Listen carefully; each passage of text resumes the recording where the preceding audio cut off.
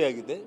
ಹಾಗಾಗಿ ರಾಜ್ಯದ ಮುಖ್ಯಮಂತ್ರಿಗಳು, ಉಪಮುಖ್ಯಮಂತ್ರಿಗಳು ಇದನ್ನು ಗಂಭೀರವಾಗಿ ತಗೊಂಡ್ಬಿಟ್ಟು ಸೋಮವಾರ ವಿಶೇಷವಾಗಿ ಒಂದು ಎಮರ್ಜೆನ್ಸಿ ಸಭೆಯನ್ನು ಕರೆಯೋದ್ರ ಮೂಲಕ ಹಣಕಾಸಿನ ವ್ಯವಸ್ಥೆ ಮಾಡಿ ಅವರು ಕೊಟ್ಟ ಮಾತಿನಂತೆ ನಾಳೆ ಬರೋ ಮಳೆಗಾಲದ ಒಳಗಡೆನೆ ಎಲ್ಲ ಸಂಪೂರ್ಣ ಗೇಟ್ಗಳ ರಿಪೇರಿ ಮಾಡಬೇಕು ಅಂತೇಳಿ ಮಾಧ್ಯಮಗಳ ಮೂಲಕ ಈ ಸರ್ಕಾರದಲ್ಲಿ ನಾನು ವಿನಂತಿನ ಒತ್ತಾಯನ ಇವ್ರಿಗೆ ಏನು ಹೇಳಿದ್ರು ಕೂಡ ಗೊತ್ತಾಗಲ್ಲ.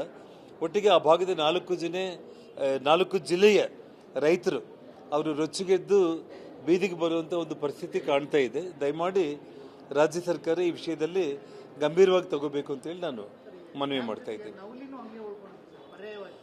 ನಾನು ಮಂತ್ರಿಯಾಗಿರುವಂಥ ಸಂದರ್ಭದಲ್ಲಿ, ಸನ್ಮಾನ್ಯ ಯಡಿಯೂರಪ್ಪ ಅವರು ರಾಜ್ಯದ ಮುಖ್ಯಮಂತ್ರಿಗಳಾಗಿರುವಂಥ ಸಂದರ್ಭದಲ್ಲಿ 32 TMC ನವಲಿ ರಿಸರ್ವೇಯರ್ ಜೊತೆಗೆ 5 TMC ಉಳಿತಾಯ ಮಾಡಿಕೊಳ್ಳುವಂಥ ಇನ್ನೊಂದು 4 ರಿಸರ್ವೇಯರ್ಗಳನ್ನು ಒಟ್ಟಾರೆ 52 TMC ನೀರನ್ನು ಉಳಿತಾಯ ಮಾಡ್ಕೋಬೇಕು.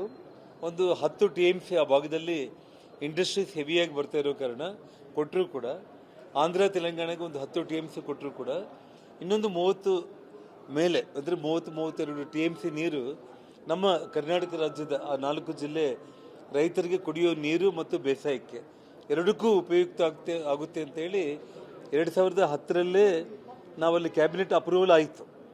ಅದಕ್ಕೆಲ್ಲ DPR ರೆಡಿ ಆಯಿತು. ದುರದೃಷ್ಟ ಏನಂತಂದರೆ ಇವತ್ತು ಈ ಸರ್ಕಾರ, ರಾಜ್ಯದ ಮುಖ್ಯಮಂತ್ರಿಗಳು ಪ್ರತಿ ವರ್ಷ ಬಡ್ಜೆಟಲ್ಲಿ ನವಲಿ ಜಲಾಶಯಕ್ಕೆ 1000 ಕೋಟಿ ಹಣ ಅಂತೇಳಿ ಅವರು ಸೀಮಿತ ಮಾಡ್ತಾ ಇದ್ದಾರಾಗಲಿ ಅದಕ್ಕೆ 16,000ರಿಂದ 18,000 ಕೋಟಿ ಹಣ ಬೇಕು. ತೆಲಂಗಾಣದಲ್ಲಿ ಅವ್ರದ್ದೇ ಸರ್ಕಾರ ಇದೆ. ನಾವು ಹೇಳಿದ್ದೀವಿ, ನೀವು ಬಂದರೆ ಆಂಧ್ರ ಇವತ್ತು NDA ಸರ್ಕಾರ ಅಲ್ಲಿದೆ, ಕೇಂದ್ರ ಇಂಟರ್ಫಿಯರ್ ಆಗಿ ಅವರು ಒಪ್ಪಿಸ್ತಾರೆ. ಹಾಗಾಗಿ ದಯಮಾಡಿ ಅದಕ್ಕೆ ಮುಂದಾಗ್ರಿ ಅಂತ ಹೇಳಿದ್ರು ಕೂಡ ಗೇಟ್ ರಿಪೇರಿಗೆ ಸ್ಯಾಲ್ರಿ ಹಣನೇ ಎತ್ಬಿಟ್ಟಿರೋಂಥವ್ರು 18,000 ಕೋಟಿ ಇವರು ಖರ್ಚು ಮಾಡ್ತಾರೆ ಅನ್ನೋದು ಅದು ನಾವು ಕನಸಲ್ಲಿ ಕೂಡ ಊಹಿಸ್ಕೊಳ್ಳೋದಕ್ಕೆ ಸಾಧ್ಯ ಇಲ್ಲ. ಹಾಗಾಗಿ ಅಟ್ಲೀಸ್ಟ್ ಸದ್ಯಕ್ಕೆ 33 ಗೇಟ್ಗಳು ರಿಪೇರಿ ಮಾಡಿದರೆ ಅವ್ರಿಗೆ ಇಡೀ 4 ಜಿಲ್ಲೆಯ ರೈತರು ಋಣಿಯಾಗಿರ್ತಾರೆ ಅಷ್ಟೇ ಆಗಿದೆ.